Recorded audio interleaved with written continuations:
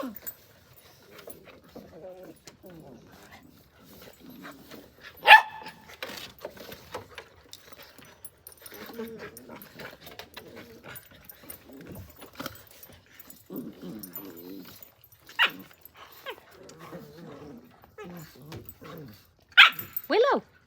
Willow, where's your face? Hi and welcome to, oh, girlfriend, back over here. Willow. Hey. Welcome to I think we're in week 4 with Willow at No Bones About a Puppy Day School. And at this point in our training, we could be in week 5. I can't remember, but at this point in our training, we're really looking at taking our foundation skills and trying to expand them into more advanced behaviors. So the question is, what does that look like?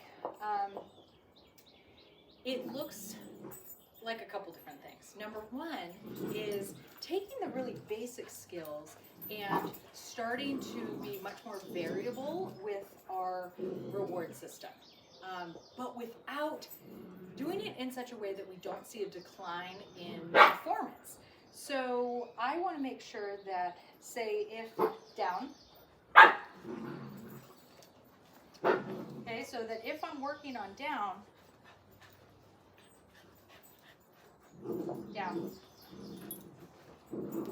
and I just want to start adding distance, that I'm not seeing a lot of breaking, like getting up, wandering off, doing something else, and that I can slow down on how often I have to reward. So the concept is making things more difficult, utilizing fewer treats for more behaviors, down. Making sure that you're really asking for her to challenge herself. So, we're sitting here talking, I'm not delivering a lot of cookies, I'm not giving 100% of my attention, and she clearly wants to keep getting up after a certain period of time. So I would have to, when I was just demonstrating our last down, and I was starting to gain distance, you can see those first couple steps of gaining distance down are the times when Willow most likely wants to get up. So I would want to come in with rewards right away and probably reward kind of heavily in the beginning before I start making this more difficult, and really watch her body language so that as I anticipate her movement, I can come in and get her back in a down and wait till she really settles in. Hey, Willow.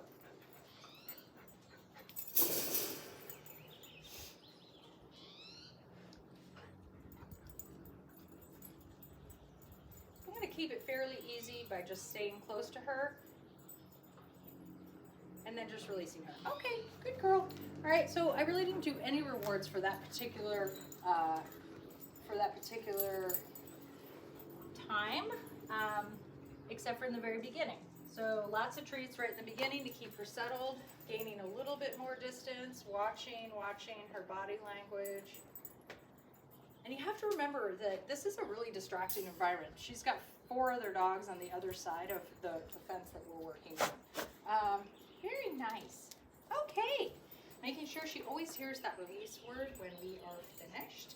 The other thing I'm going to start really working on with her is perform your behaviors when I'm not right next to you. So starting to add distance to our cues. And really, we can start with something like maybe putting a chair slightly in between us. Let's do this.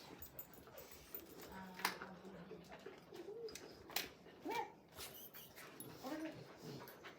We're going to start with her in a sit.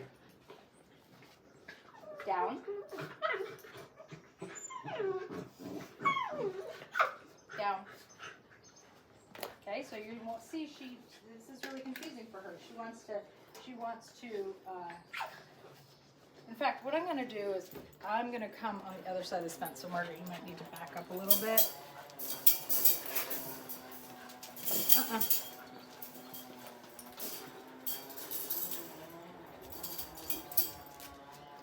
The lighting's probably going to be weird. Okay, so this might be easier. We're going to try to separate ourselves by just a gate. So this is really confusing for a dog, but it's a good way for me to start to be able to gain distance without the dog getting closer to me. Down. So you can see even this is confusing. It's like, okay, you're not right next to me. There's something separating us. Down. Okay. It's also very hard when you have a fan club on the other side of your fence. Okay, sit. Down.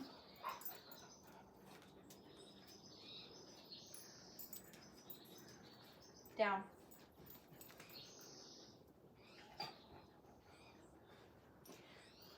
So we have to go back to some easier versions using some pointing. Sit. Good. Down.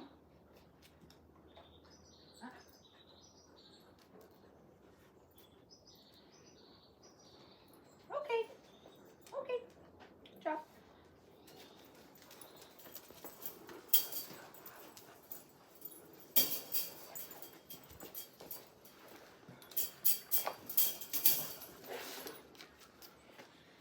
You wouldn't think that, I'm gonna come sit down for a second. Here you go. Come here. Come here, girl. so you wouldn't think that just stepping on the other side of a see-through gate is very different. Why would that be harder for a dog? Well, it's just a perfect example of changing any kind of, hey, here we go.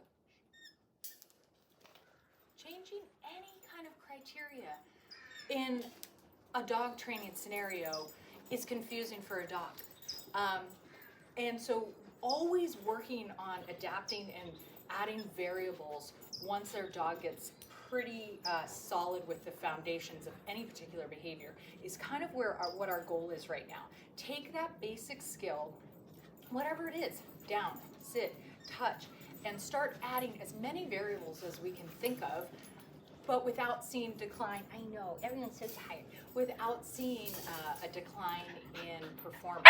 So utilizing more treats as we make it more difficult, things like that. So those are the things I really want you, that we're going to focus on over the next 4 weeks is, again, I like to call it taking the show on the road. So taking what we've known in a really controlled environment and starting to add lots and lots of different variables and having the dog be able to keep up the level of performance. Right? And then we're gonna take you nap. Night, night. We'll see you next week. Thanks, guys.